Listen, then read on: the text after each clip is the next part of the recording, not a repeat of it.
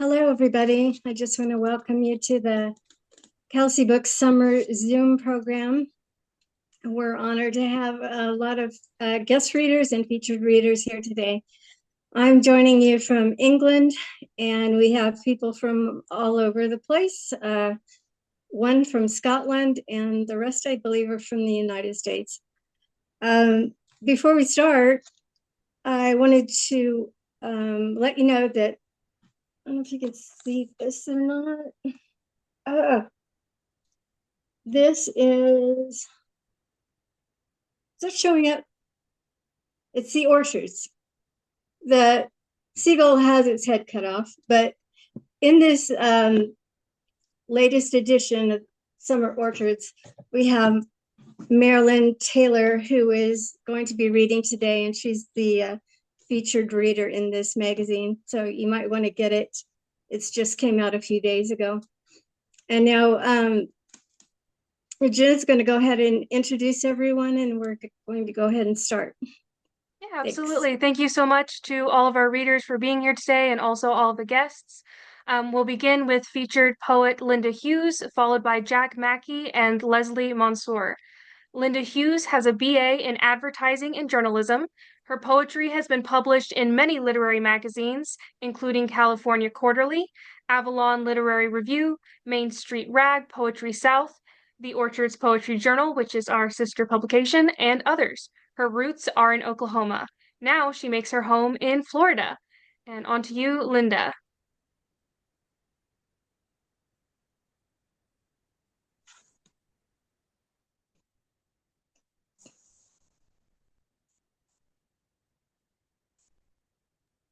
Linda, you need to unmute.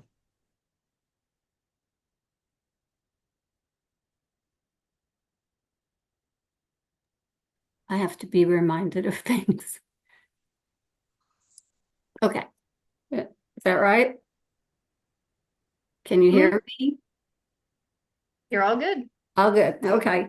I need to let you know that my mother passed after a surgery when she was 19 years old and I was 15 months. Not all of the poems in my book are about her, but all in some way are about loss, longing, and searching. The ones I will read today are about my mother. I chose these because I think together they bring a story. The first I will read has the same title as my book. This is my book, and the artist that did the cover is named Abby Warman, and I love this picture of the mother holding the child in front of the ocean waves. So, 1,000 bright pieces. A memory so clear, it's like a painting lit with sunlight.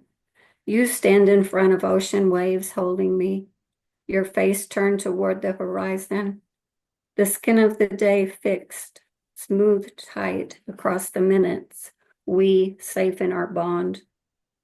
Then a change in the air, like the moment before the music begins as the maestro raises his arms. I see a dark spot on the horizon. I knew then you would leave me. A child can see things while still soft from the womb. The sun close to the water shows your path. I see you will not turn, but pass through a loose stitch between water and sky. Break into 1,000 bright pieces, disappear into your own light. In the next poem, I had a new friend that asked me after she heard about my mother's early death. She said to me, I keep wondering how you would have felt. And I wasn't even sure how to answer that. But this is an epigraph from Eckhart Tolle about the pain body. The pain body is a cumulative entity of all our previous psychological and emotional trauma from our infancy to our present, Eckhart Tolle. This is Pain Buddy. When I was a child, I fantasized digging a place in the soft floor of the woods behind our house, covering myself with sticks and branches, hiding there to wait until they called my name. I wouldn't answer, but lie straight and still while darkness came, shutting out the world. My pain would shift to those calling me, their hollow voices circling through the trees.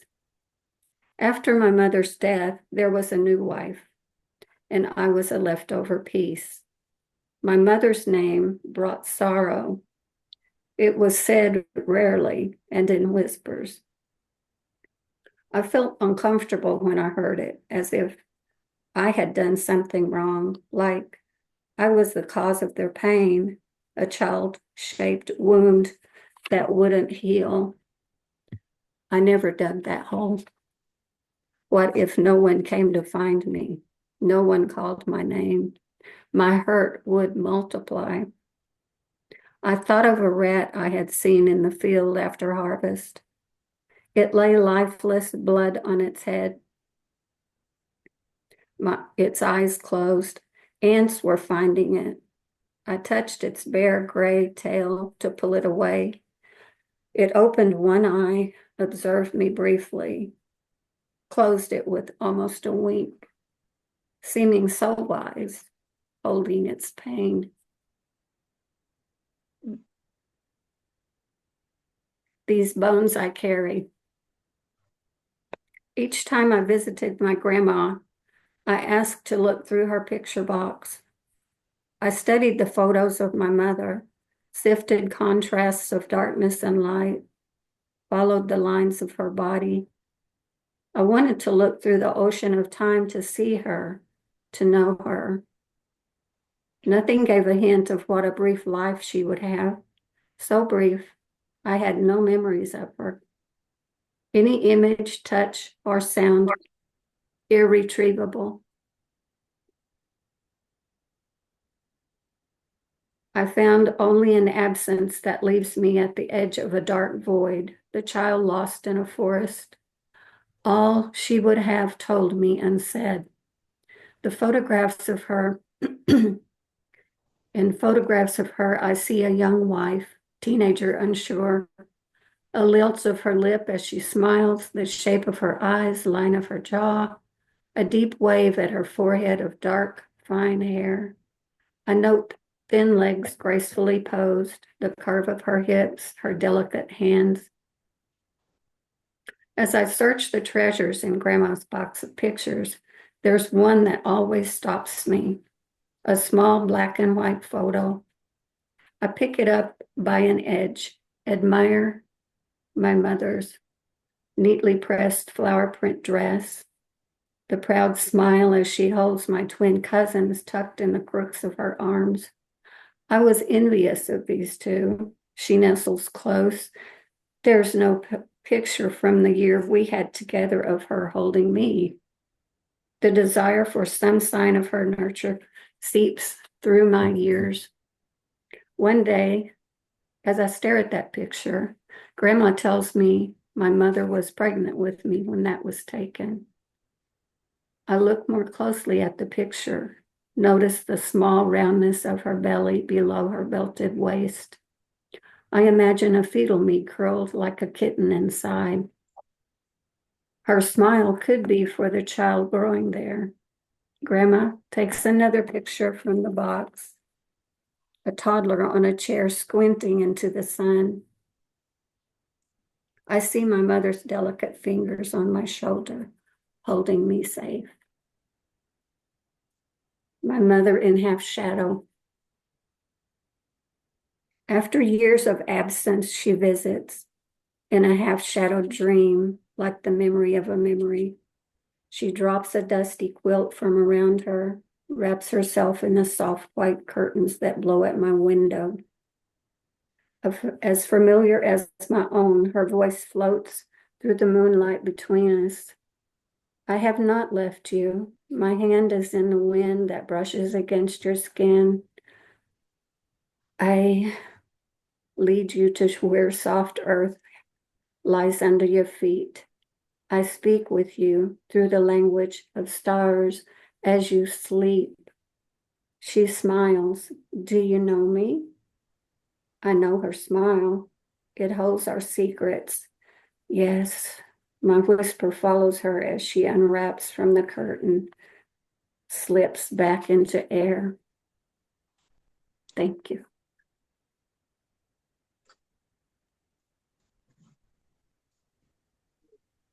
This is Jack Mackey.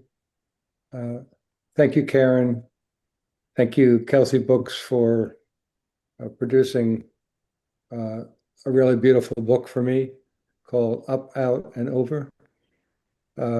Recently won first prize in the Delaware Press Association and second prize by the National Federation of Press Women.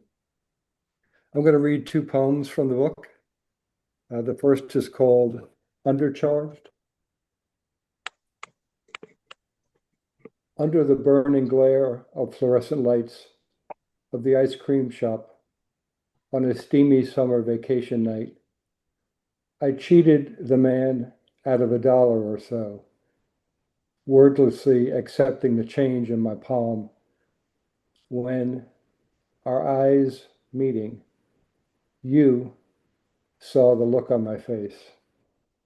You looked up at me, saying nothing, studying something. What did you learn when, as soon as you got outside, your scoop hit the pavement with a plop? Your eyes spurted tears with instant disappointment, and we went back inside to the same man who gave you another one for free.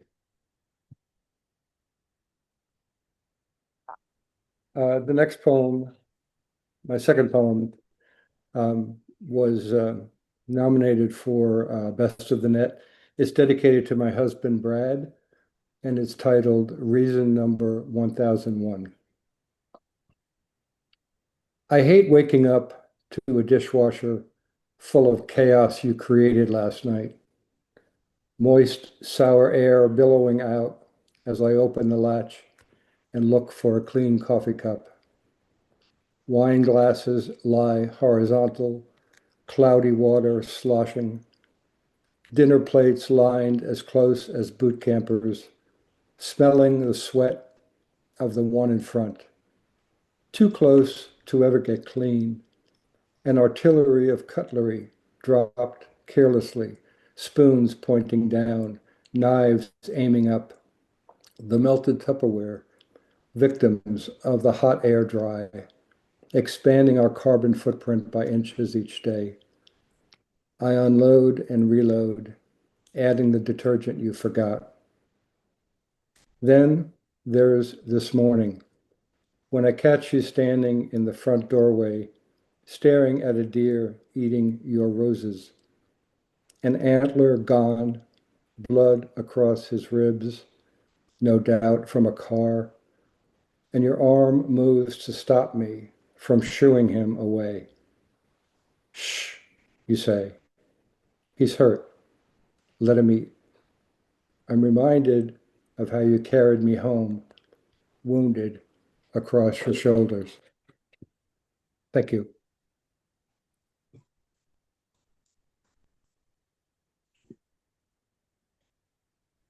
Hi, I'm Leslie Monsour. Wonderful to be here today.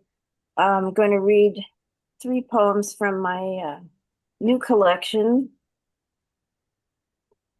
brand new collection. Thank you, Kelsay Books. And thank you, Linda Sacoccio, Santa Barbara poet and artist, for this wonderful cover.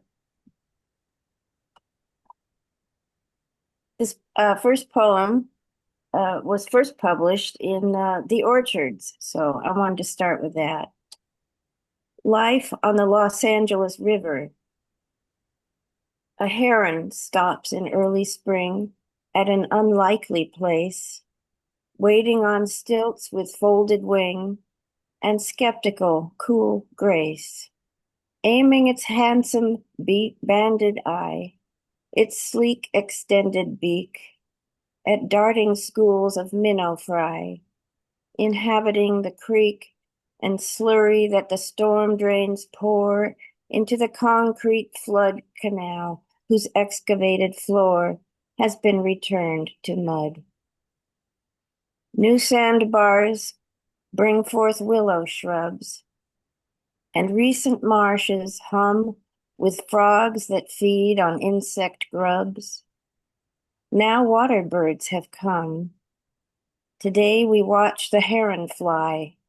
Its magnitude and hue reveal at once the reason why we call it great and blue. And by contrast, this one is called In Such a Place. I'm killing minutes in a city park, reflecting while the sky turns overcast. Strange how the orderly, unblemished grounds appear to have no vestige of the past. The parking meters accept credit cards. The shrubbery is plain and well behaved. 2 ravens poke the lawn half-heartedly. The spaces in between the grass are paved.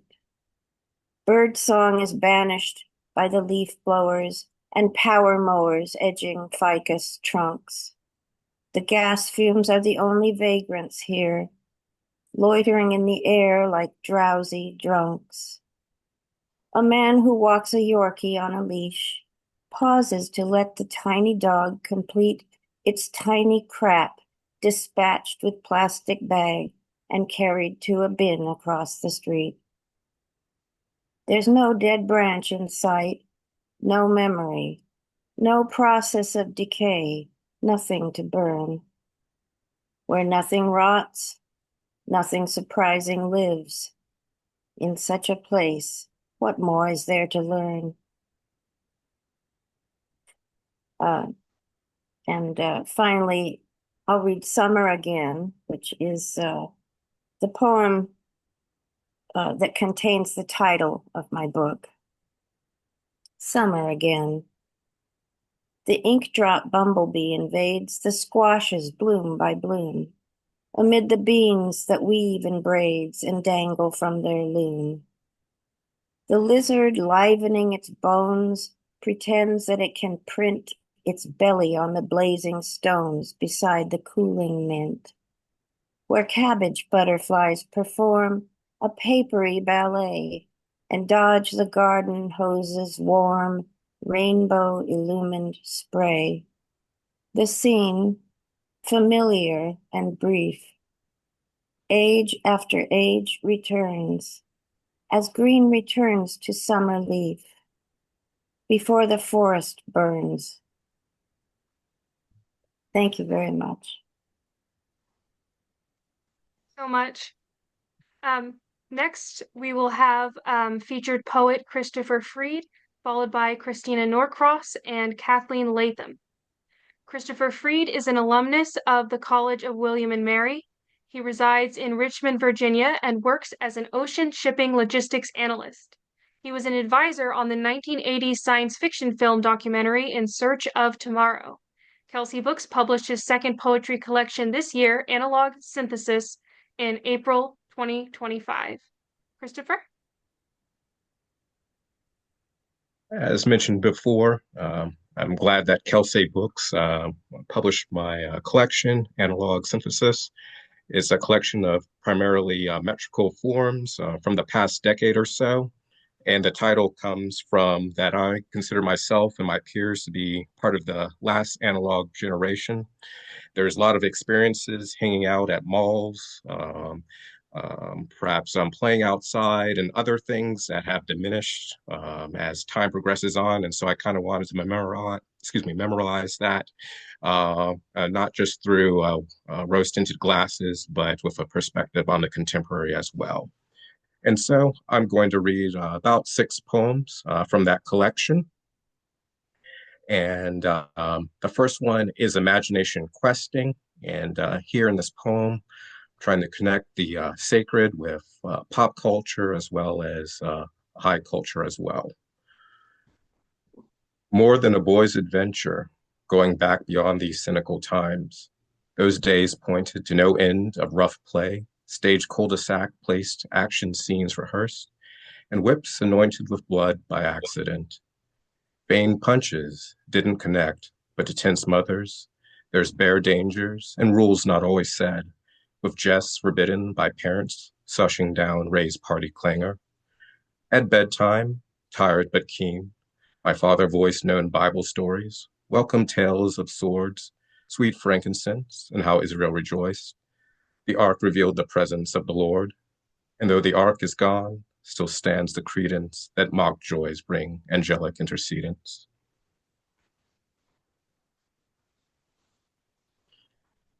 The next poem is Croquet as Ritual. This came from my, I guess, viewing on television. I believe it's in Annapolis.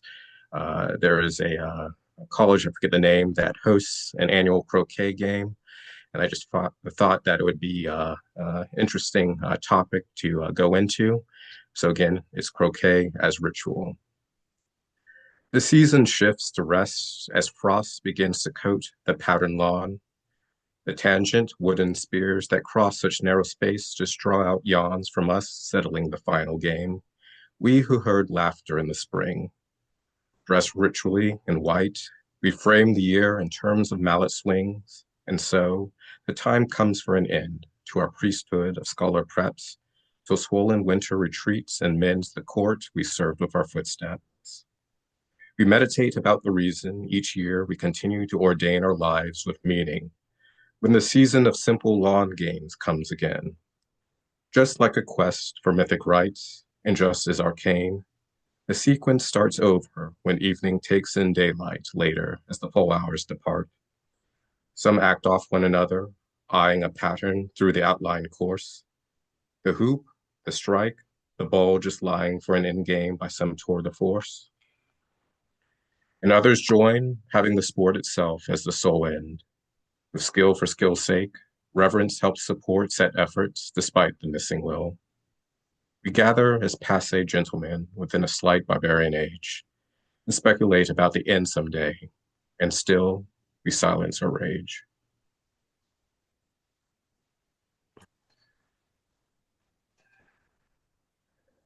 The next poem is Golden Streets. And this is when I went to LA for that documentary premiere, and all the sites around me, taking that trip, just kind of created this poem, Golden Streets.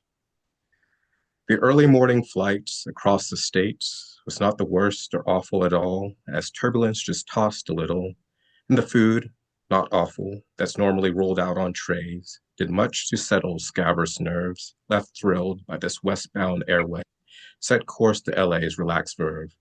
And as I'm cruising steadily north to the Moment Hotel, time of day was stressed, but what's to see but homeless tents and scenic grime?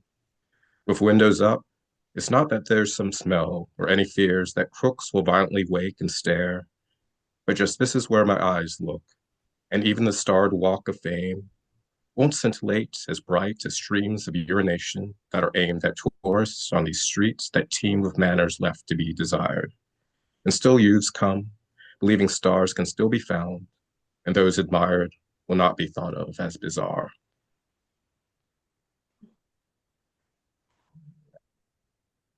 And the next poem is What Goes There. And this poem was created in 2019 and published in 2020 by a science fiction themed poetry magazine. And I kind of consider it kind of prophetic because we know in 2020, that's when the COVID pandemic hit. So here it goes. What goes there? We know this dormant creature braces and hides in blood and molecules and explodes out with twisted faces, thus making us estranged, so cruel. Most times we don't know when this thing will stir. Tension or fear transforms our flesh and mind into a thing grotesque, our hale ideal deformed. We reach for some connection still, despite the paranoia and masks we believe others wear to feel. And what goes there? Our silence asks. This next poem as well is Retina of the Mind's Eye, which was also rather science fiction themed. I was thinking about how we're often, attracted to the screens, even probably addicted, and it came into an interesting poem. Retina of the Mind's Eye. Across the home, around the neighborhood, screens small to large turn off and on. The lights bleed out the windows as libations poured as one to new mysterious idols. Reality, in turn, becomes confused, is something less than what's viewed. Acolytes, these surge in simulated fears and bliss, while the new gods with images cajole the assembly to move to weirder thoughts. The congregated to become less bored, a simple pattern provocation wanes. As the screens pulse, they can't resist the pull, whether sharp LED or megabytes, and bow their heads in the light of their lords. The next selection is Bright Light, Some City, after Edward Hopper's Morning Sun. Edward Hopper is one of my favorite painters, and there's this quotation that I find reflective of the poem and often of people. It's probably a reflection of my own, if I might say, loneliness. I don't know. It could be the whole human condition. And here's the poem itself. Why does it matter that the sun has seemed to seek her out as she awakes above the morning rush, that pushes out slipped dreams, that fog her rising while there's still no love? Now looking out the glass, she wonders if those outside feel the same, despite if they are roses too. Their bodies, sheets and breath together, though they live like shadow plays. And still within a crowd, the sentiments won't differ much amongst the shifting mass. And she, above it all, tries making sense of what a good life is. Then it flashed. She thinks, I should be satisfied the rays still warm this aging body, that the view provides a warm delight, and I can pray that pain will pass, as will these cresting blues. But will it pass despite a wish to chance for more from now? She wills to force a change of personality as her eyes glance beyond the noise that makes her life mundane. No matter what's before me, I'm enriched by my imaginative lambency, accustomed to the urban droning pitch that ripples softly in this towered sea. Her mourning should not be confused with mourning. She settles her pink nightgown on the sheet and leans ahead to paint a world with yearning that someone might feel like her on the street. And then my final poem, Sundown at Kenyon College. This is when I took a trip to Ohio, and I kind of took a pilgrimage to Kenyon College because that's where one of my favorite poets, John Crow Ransom, was buried. And so here's the poem, Sundown at Kenyon College. Bent down, he searches for names lost among the plotted, weathered stones, these tablets probing distant thoughts, when crouched above some poet's bones. And there's some noise at the sight's edge. In eyes aroused, he notices 3 huddled students laugh and tread, the graveyard of a betraying bliss.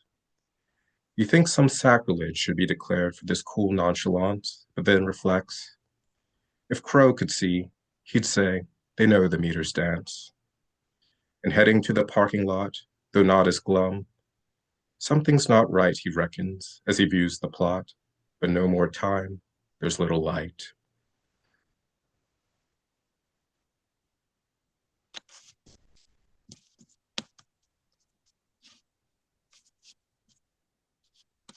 Hello, I'm Cristina Norcross, and it's so lovely to be here today. I'll be reading a few short poems from my latest collection by Kelsay Books called The Poetry Apothecary. And the cover of this book has artwork by Wisconsin artist Kim Nelson. The first selection that I'll share today is called Everything Becomes Again and it's from a section of my book called RX for Grief Work. Everything becomes again. Everything becomes undone. The dishes in the cupboard, the neatly folded laundry, the tidiness of tomorrow's plans. Everything you've carefully put away will end up in a tangled mess on the living room floor.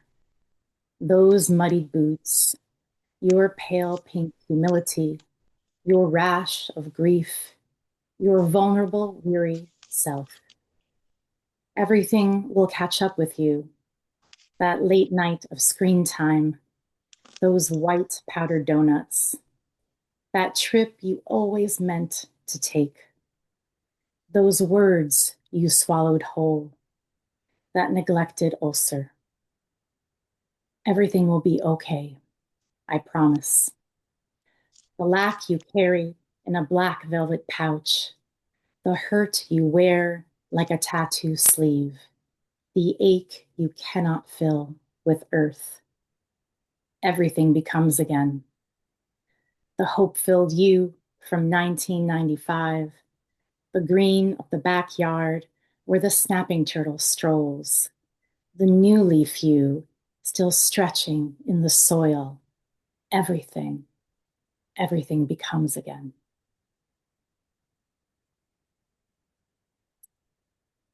This next poem is called Sacred Pause, and it's from the section of my book called RX for Nourishment. Sacred Pause. The steady drumbeat of water leads my limbs in a salsa dance, hot steam mixing with the scent of lemon verbena, patchouli. Triple milled soap suds glide and coat my shoulders, swirling circles of clean. I raise my chin, breathe in the sacred holy moments of pause. Sometimes I place my hands over my heart, slow my movements to slow my pulse, feel the intensity of heat pinking my skin. I wash off yesterday, allow pores to open, welcoming the new story of now, with an open heart chakra glow. I dance with my clean outline, feel the floor beneath me, in sync with shower rhythm, waterfall flow. Footsteps walking towards some unknown destination, some not yet known celebration of an undiscovered me. And the final poem that I'll share, it happens to be the very last poem of my collection from the section called RX for Connection. Life becomes.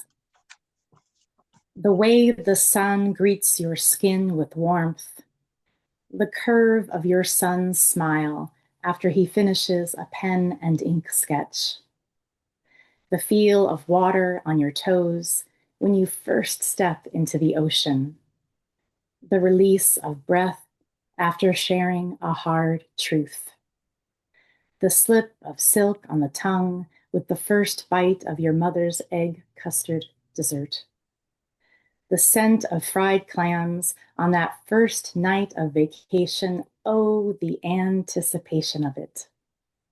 The sound of church bells on the hour, how you recognized the melody every time you visited home. The lengthening sigh when a sunset deepens to a tawny red, then bursts into orange, just at the edge of vision.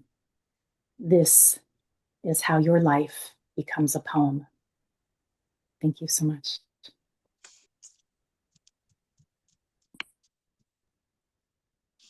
That was beautiful. Hi, I'm Kathleen Latham. I'm out of breath because I had to chase my cat from the room. I'm going to be reading today from my book, The Ones. Oh, focus. The Ones is a reference to our quest to find the one. But actually, I think that usually it's often the ones. the people who come into our lives to teach us about love or prepare us for love. So many of the poems in here are inspired by my 4 grown kids.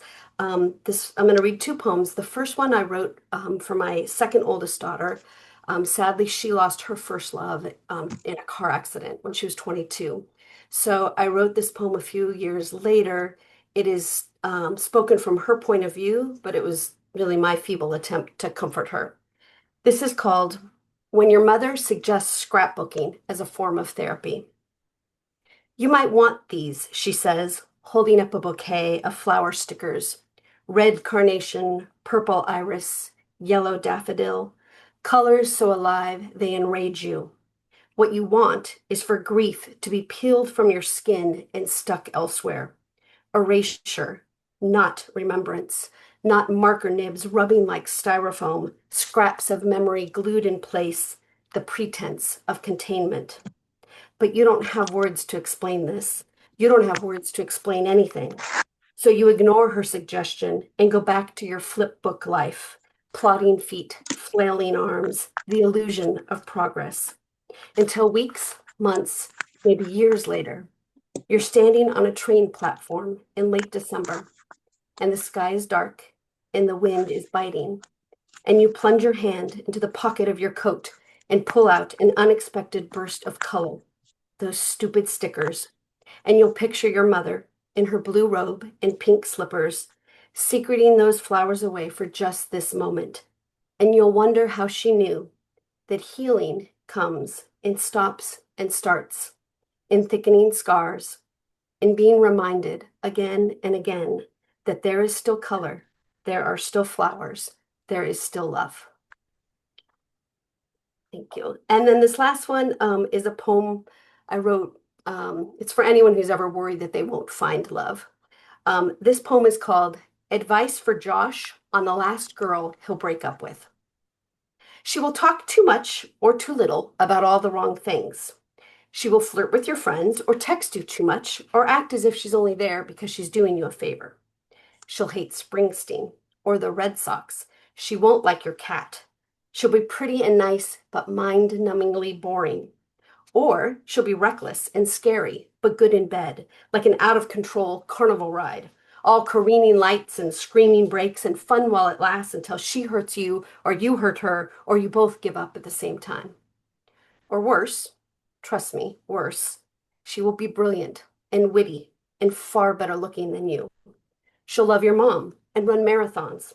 She'll feed the homeless and teach Sunday school and donate half her income to UNICEF and half her hair to Locks of Love. She'll be a supermodel, pediatric brain surgeon. But still, you will lie beside her late at night and wonder what is wrong with you. Wonder why it's not enough, why she's not enough.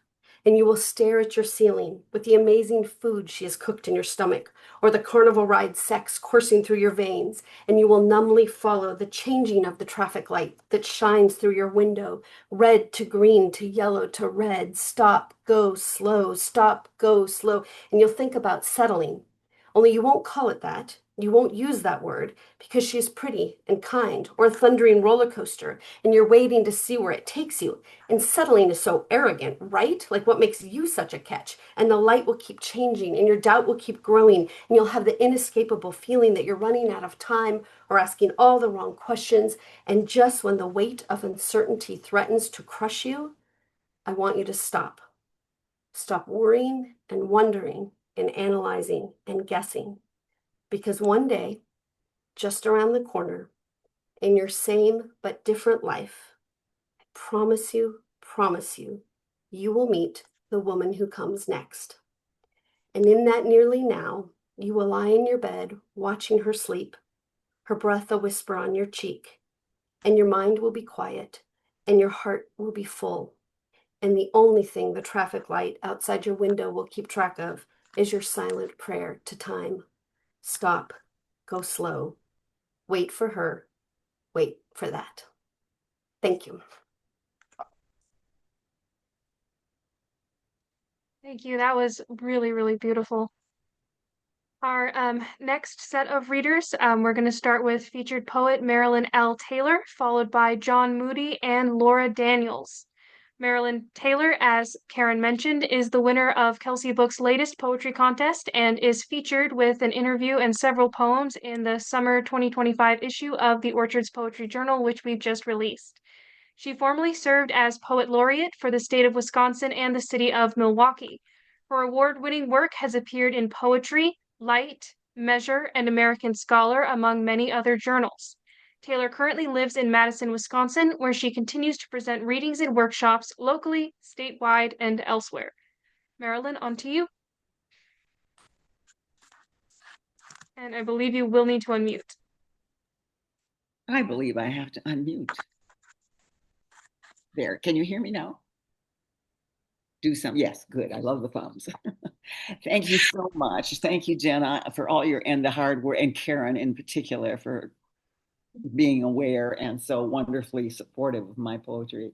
I am delighted to be here amongst people who are obviously splendid poets, and I take pride in being part of this group. I'll read my my prize-winning poem first. It's an autobiographical poem, which I don't ordinarily read. If I do, I disguise the person and call it a dramatic monologue. But in this case, it is, every word of this is true, unlikely as it sounds. The title is On Realizing Late in Life That My Mother Was Jewish. You think, what? Yes, this was true. And the poem, and I have an epigraph from Albert Goldbarth, who's a poet that I just love. He makes me laugh, he makes me cry. I think he's terrific. And I've never met him. But at any rate, the epigraph goes, Methuselah something, Ezekiel.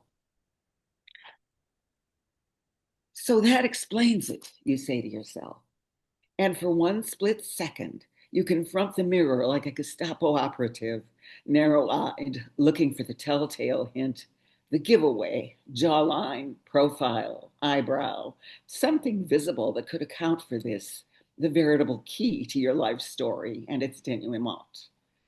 It seems the script that you were handed long ago with all its blue-eyed implications, can now be seen as something less than candid, a laundry list of whoppers and omissions.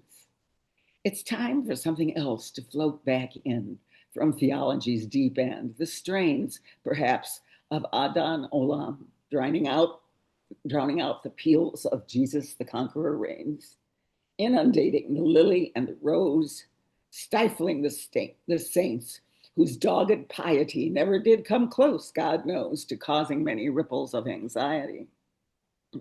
And you're waiting for the revelation on its way this minute, probably, the grand prelude to your divine conversion, backlit with ritual and pageantry.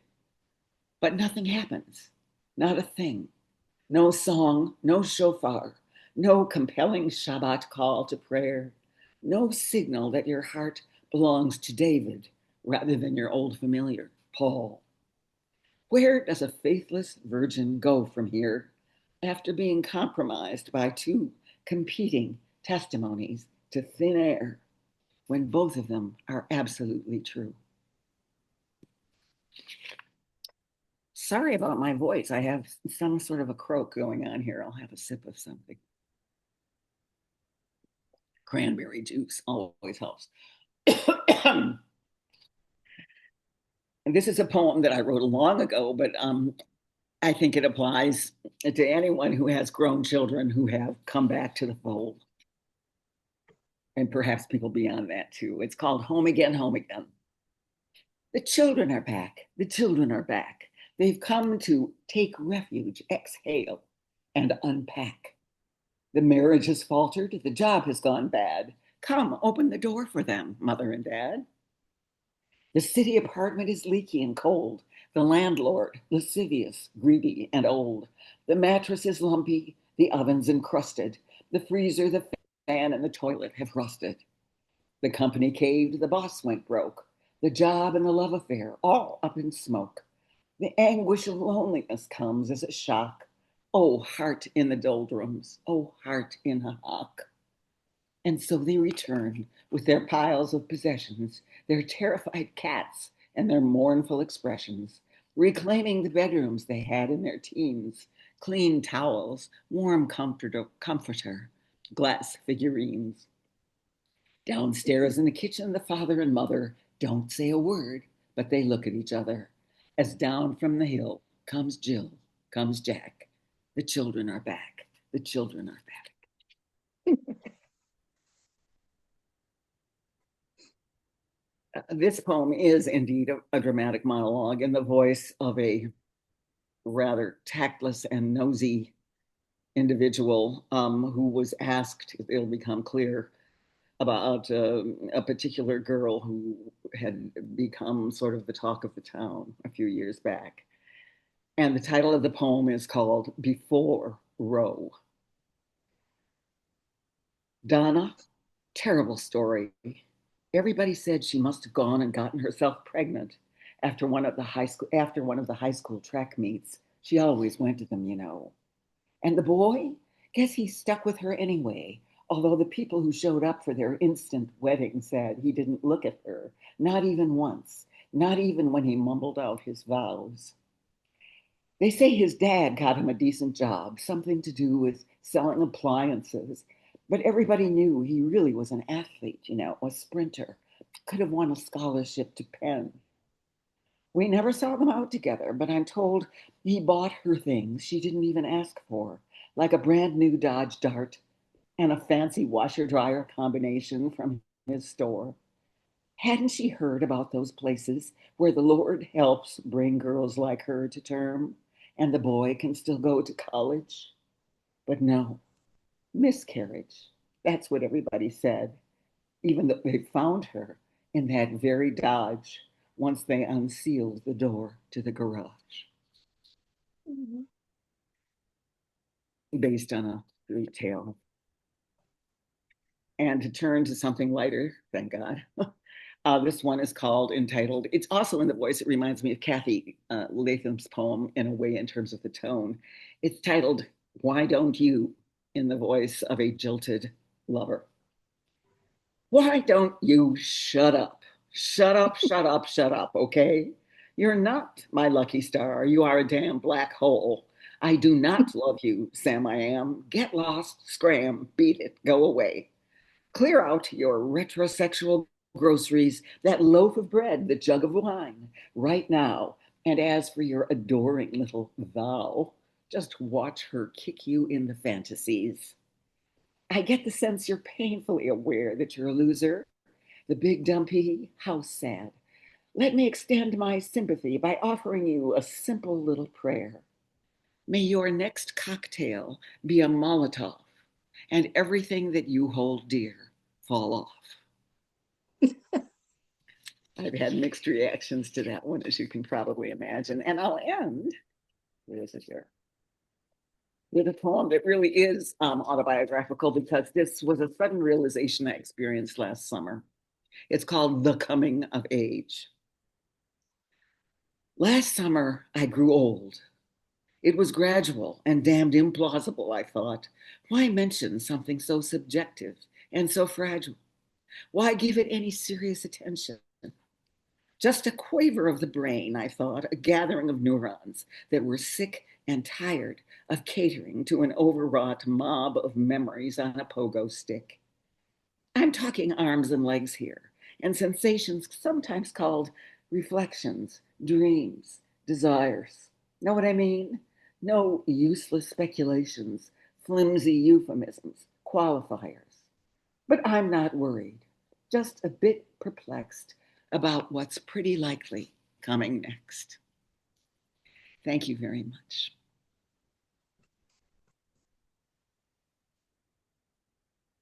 Hello, everyone. Thank you for inviting me. I'll be reading from my book, excuse me if it's a bit out of focus there, Lucy Uncatalogued, which is my debut collection. And I'm most grateful to Kelsay Books, particularly to Karen Kelsay, for taking me through what was a fairly unfamiliar process for myself. I'd like to read 3 short poems from the collection. The Lucy of the title is actually a 3.2 million year old fossilized skeleton that was found in Ethiopia in 1974. and was given the nickname Lucy after the Beatles song Lucy in the Sky with Diamonds.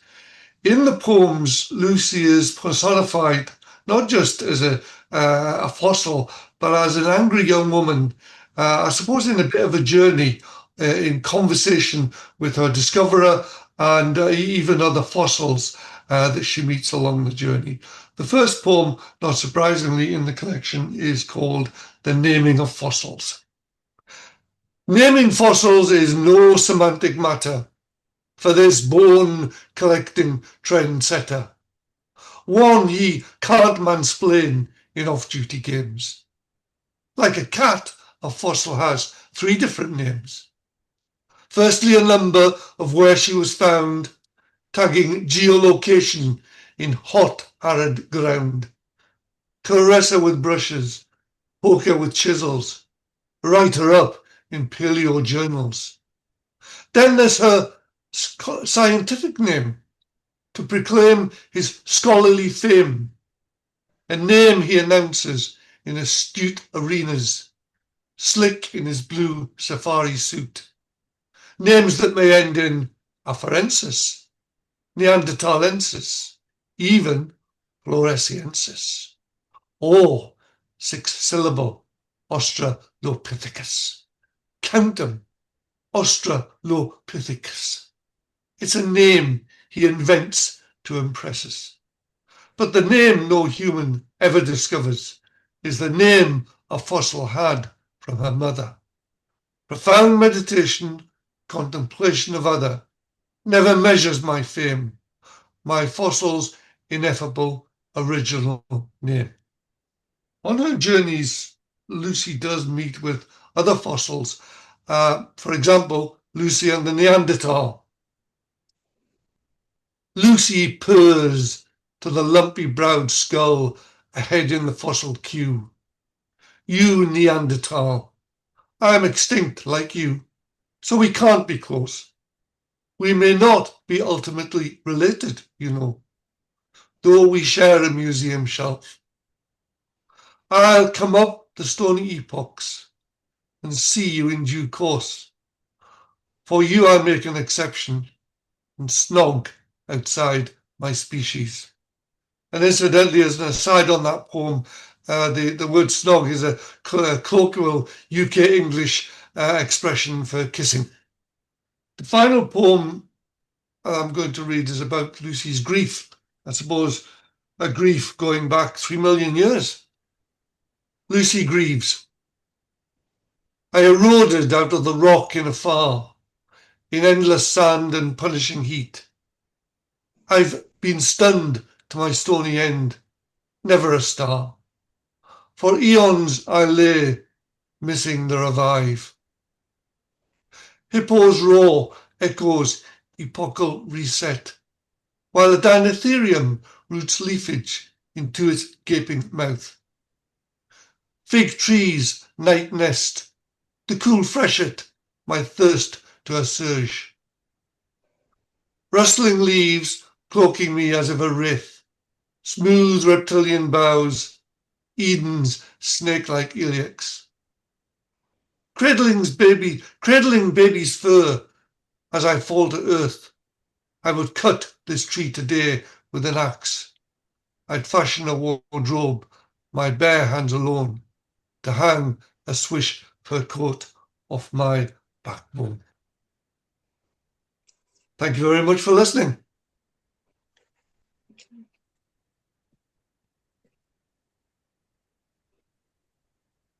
Hi, everyone.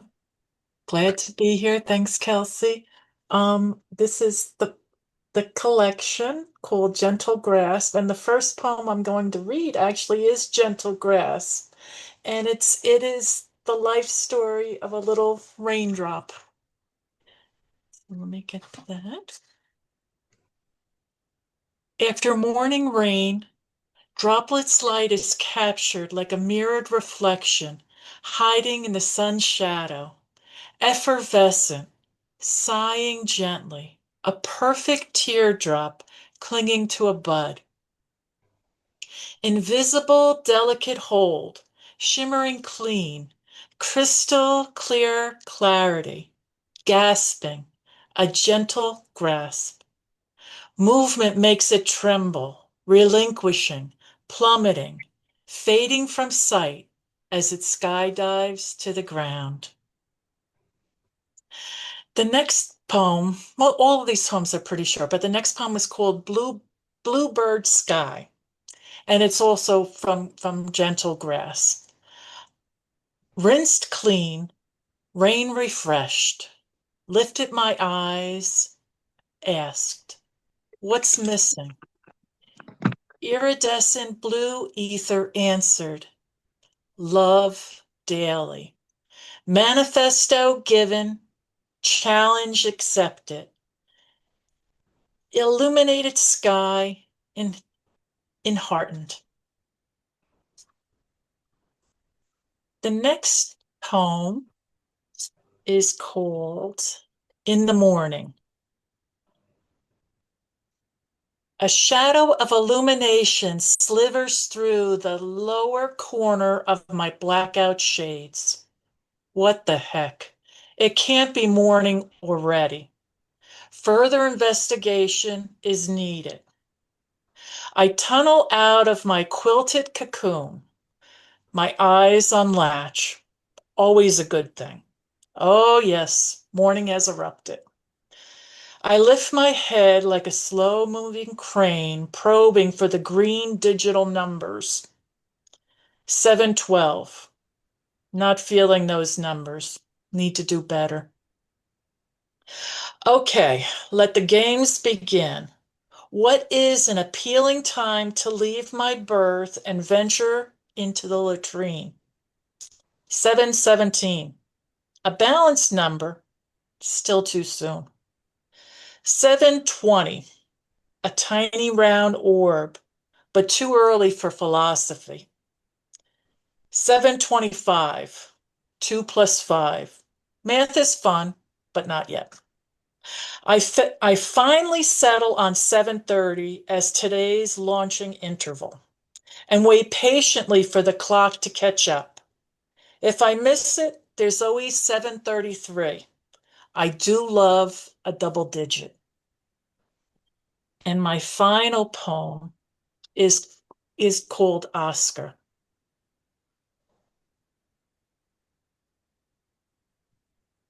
Excuse me. Oh, Oscar.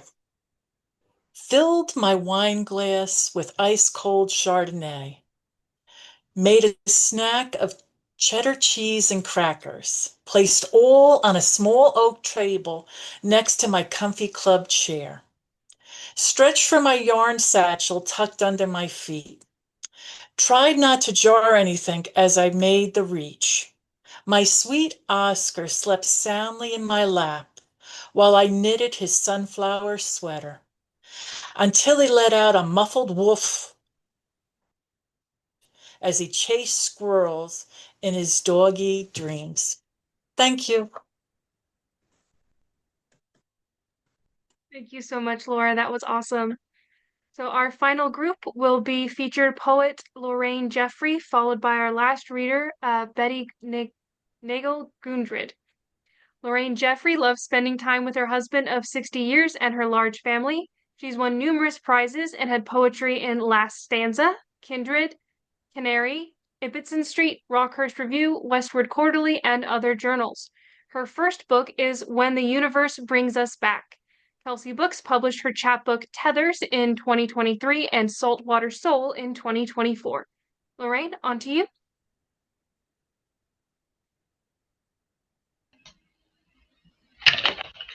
Okay, these were the two books that Kelsay published. Saltwater Soul is pretty self-explanatory. Tethers deals with human relationships.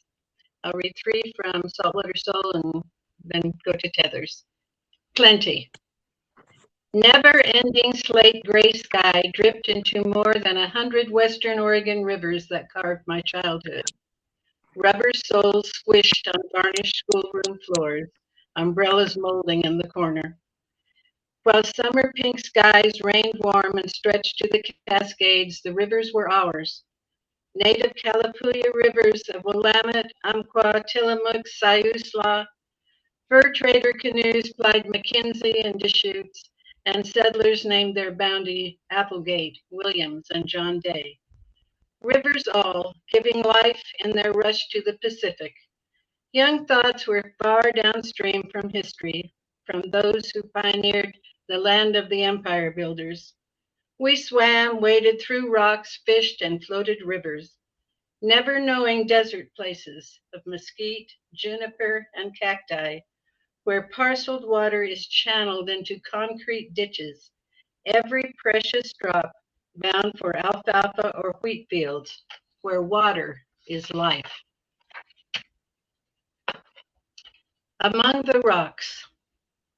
A boy again, among the rocks, next to crashing waves, on the hunt for agates, sand dollars, shells, twisted driftwood, shopping nature's shelves for today's bargains, starfish, anemones, tiny crabs, or something new. Only yesterday, freed from school, I scampered sure-footed down rock to tide pools, my shoes crunching mussels and barnacles. Now, I watch from the cliff as waves roar in. Farther than last time? Has the tide turned, smashing up the narrow channel he walks, his shirt and jeans a sodden weight dragging him down? More frail these days, he might slip on an algae-slick rock or be swept by a sneaker wave. Trust me, he says, and I have. For half a century, not a foolhardy man. Still, from high on this cliff, I want him away from breaking waves, our hands clasped, feet solid. But I remember, and I open my hands to the cold wind. Oregon's Lost at Sea. We walk past Newport's aquarium, quarreling sea lions, seafood plants, and touristy treats, while inhaling the odor of fish. Before us on the sidewalk is the memorial to those who sailed out of Yaquina Bay but didn't come back. Names embedded in cement, not in the ever-moving waves they knew and loved. Bill Nelson on Silver Gull, Charlie Hanson on Finfinder, George Greer on Carolina. Over 100 names and vessels from 1920 to 2007, and in 2003, 3 more. James Lacey, Joshua Porter, and Stephen Bernanke on Mary B2. Men who chased silverfish and clawed crabs. The captain who had a bad feeling about the trip, but a worse feeling about the upcoming house payment. The newly hired deckhand and the father who will never see his son grow up. They died where they worked. The storm, their last port of call. Not saved by the annual blessing of the fishing fleet. And from Tethers. I think I'm God, or Jesus, he tells me, while his serious brown eyes bore into mine, and I will my eyes not to leak under any circumstances. He continues, you know that war at the end of the world? I've already fought it and won, but they won't leave me alone. Who won't? The spirits and souls that go in and out of my body, I can see them, but I can't stop them and they make me tired. On the couch opposite me, I'm not seeing the 47-year-old man, but the twice abandoned 4-year-old cuddled on my lap before car seats on the drive home after his 3rd adoption. At 15, he saw things move and speak that couldn't move or speak, the brambles already forming in his brain. I know what he has ridden the bus 2,000 miles to ask, and my root-deep hope drinks hemlock and wilts head down to rotting ground. Do you believe me? And I hear his child's voice. I'm okay, right? I'm like everybody else, while somehow knowing he isn't.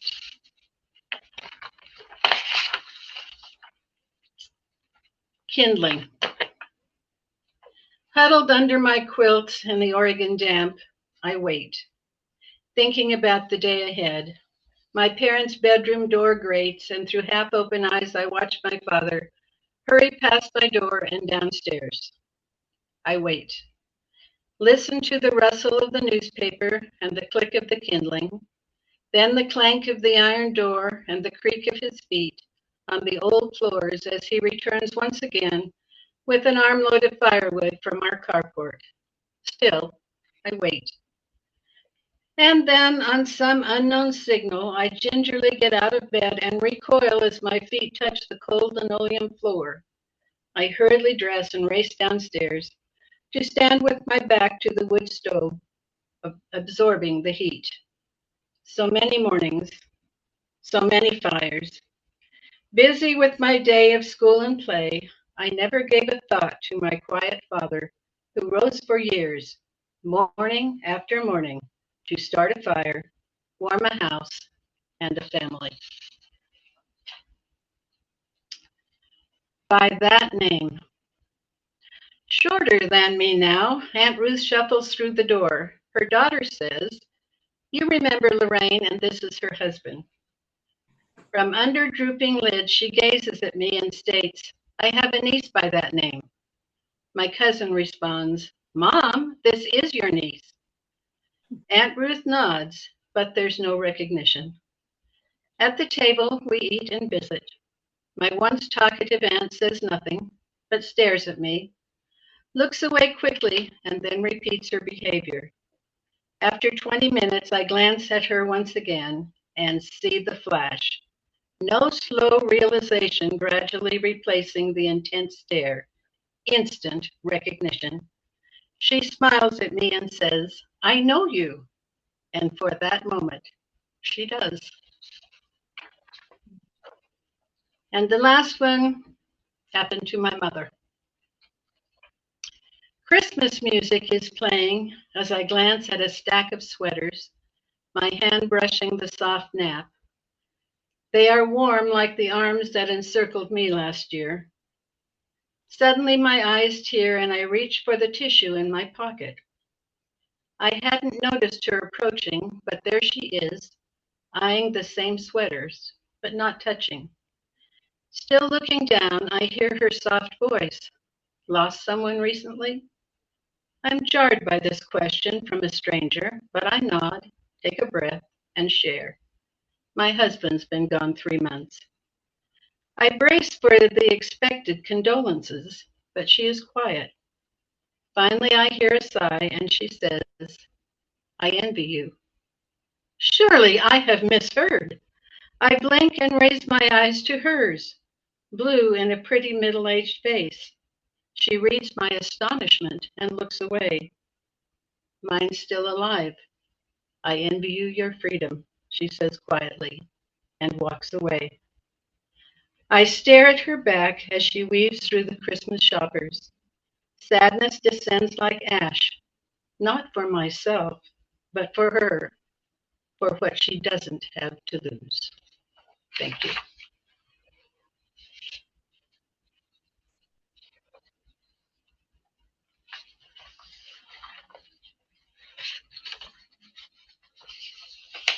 Hello, everyone. Thanks again to Karen and the entire Kelsay team. They've been just wonderful to work with. I'm going to read a couple of poems from my most recently published chapbook, Echoes in the Sagebrush, which pretty much has to do with changes over time. Resounding sagas. Sagebrush thrives in high desert, witness to the wind of ages. If we listen, we can hear its hum, both bitter and sweet.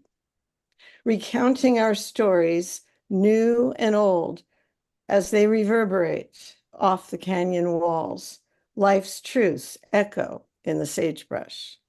Quivers of sounds, the whispered wisdom of forefathers, the prophecy of sages, mingle with the moans and howls of the desert to resonate our connections to earth.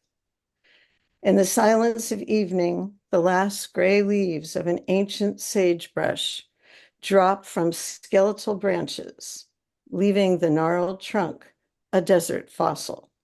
Yet, the sagebrush roots survive, promising new life, the spirit sentinel, as the wind sighs notes of passing time. And another one that's a little lighter. At the wedding, they rise from their seats with slow steps or spry, canes or walkers, roused by familiar chords to twist and shout. The teenage girls snicker at the old folks to see white hair aflutter, sweat on grandma's brow, awkward turns, attempts to twist. Embarrassing, they think, laughable, like a funny shoebox card. The wrinkled ladies, flabby arms waving, wide hips swaying, grandpa parading across the floor. How ridiculous they look dancing like that. What the girls don't see are the teenagers, alive within the aging bodies, hearts still beating to the rhythms of their youth. No one outgrows their past. The girls will learn in time. And then I'll conclude with a poem from an earlier chapbook that was published by Kelsay called Aperture, which looks at different perspectives. A favorite. Marmalade on toast is my morning ritual, hand-wrought by doughy hands, the sourdough seeded with pumpkin, sunflower, and flax, fiber to face the grit of each day, and the spread, a soft gel of orange to sweeten the bitterness of headline news, infused with sunshine enough to brighten the darkest of days. Strands of orange rind swim within, sliced with patient precision, a tart reminder that life is bittersweet. I look over at my husband, his a raspberry grin, as he takes my hand and squeezes it, slightly sticky with jam, content with our constancy and the sweet glue of our lives. Thank you.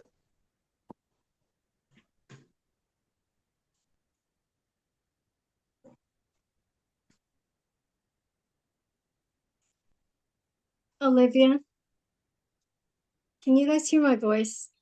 Yes, we can hear you. You're in the spot. Okay.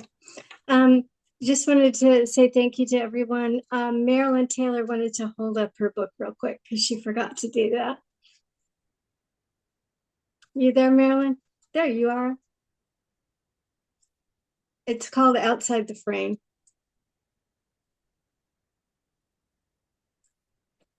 You're not, you need to unmute for a second. Okay. Am I unmuted now? Yeah. Okay, sorry. And all those deathless words you didn't hear, they had to do with how very, very grateful I am to Karen and for making this book happen. It's called Outside the Frame, and my whole life is in there. And I'm very proud of having the book and being part of this group. Thank you. Thank you, everyone, for being here. We're so happy to have all these great poets all together in one place. And I just wanted to say thanks so much, and to our team for all the good work you do. And I think I'm the person who has to end the meeting. Is that right, Olivia, or do you have controls? I'm